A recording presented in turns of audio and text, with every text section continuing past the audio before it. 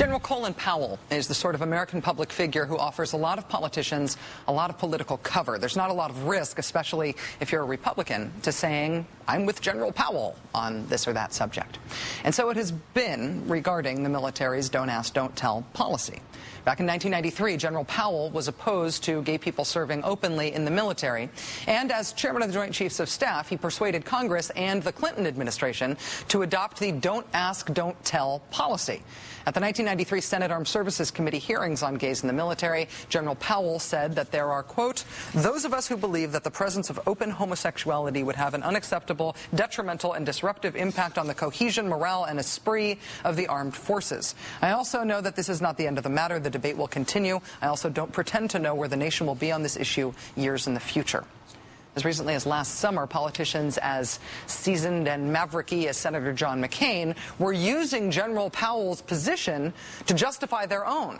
Speaking to our pal Anna Marie Cox on Air America Radio, Mr. McCain said that he relied on General Powell's opinion. My opinion is shaped by the view of the leaders of the military. The reason why I supported the policy to start with was because General Colin Powell, who is then chairman of the Joint Chiefs of Staff, is the one that strongly recommended we adopt this policy in the Clinton administration. I have not heard General Powell or any of the other military leaders reverse their position. Well, now General Powell has reversed his position. Today, releasing this statement, quote, in the almost 17 years since the Don't Ask, Don't Tell legislation was passed, attitudes and circumstances have changed. I fully support the new approach presented to the Senate Armed Services Committee this week by Secretary of Defense Gates and Admiral Mullen, chairman of the Joint Chiefs of Staff. You know, if this were the part of Senator McCain's career in which he earned that reputation for being the principled maverick of the Senate, Senator McCain would put out a statement now saying that in light of General Powell's remarks, he's reconsidering his policy position because McCain always said that position was based on General Powell's advice. I don't think this is that part of Senator McCain's career anymore, but we'll see. Joining us now is Pennsylvania Democratic Congressman Patrick Murphy. He is an Iraq War veteran. He has taken the lead in the House in the effort to repeal the Don't Ask, Don't Tell policy as a member of the House Armed Services Committee. Congressman Murphy, thanks very much for joining us. Hey, Rachel, thanks so much for having me back on the show. How important is General Powell's change of heart on this subject? Absolutely huge. The fact that General Powell, Secretary Gates, Admiral Mullen, these past 2 days have been a tremendous success in our efforts to repeal Don't Ask, Don't Tell. In today's House Armed Services Committee hearing, you and another veteran, Pennsylvania Democratic Congressman Joe Sestak, who's a retired Navy admiral, you both expressed skepticism that the Pentagon needs a year-long process to figure out how to implement a change in this policy. Why are you skeptical?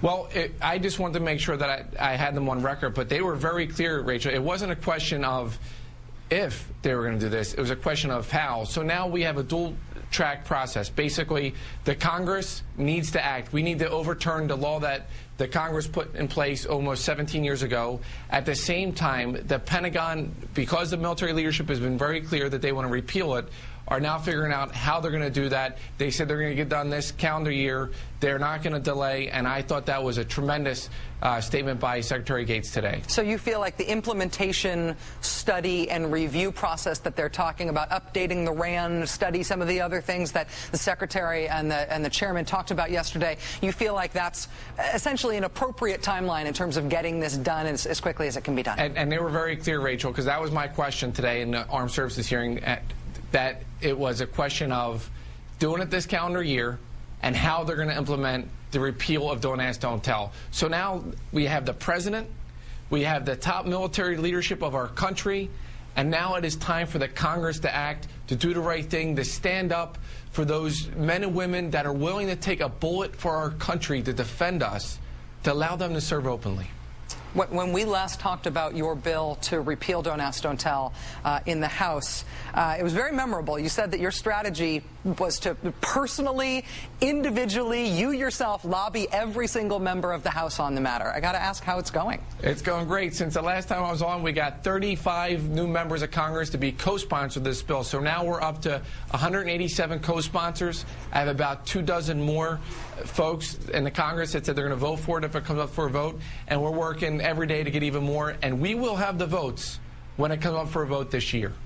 It feels to me right now, as opposed to 1993, that the opposition on this is a little incoherent, that they're a little confused. And I don't think that's wishful thinking because of how everybody knows I feel about this policy. It just seems to me like it's unsustainable now for opponents of repealing this policy to say that they're on the military's side while they're siding against Admiral Mullen and General Powell and General Shalikashvili. Do you have a sense of what you're up against, about what the strategy is on the other side of this now? They're going to throw everything at us. And, you know, Bobby Kennedy once said that change has enemies and change is hard.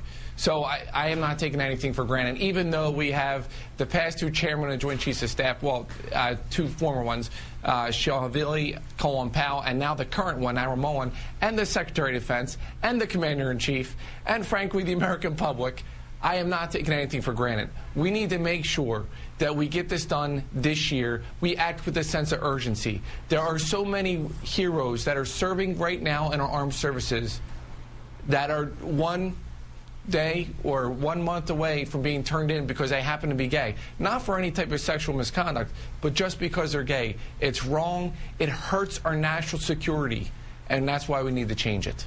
Iraq War veteran and Pennsylvania Democratic Congressman Patrick Murphy, you've been a real champion on this issue, and we are grateful that you make the time to talk to us about it. It's a real pleasure. Thank you. Thanks, Rachel. Thanks so much.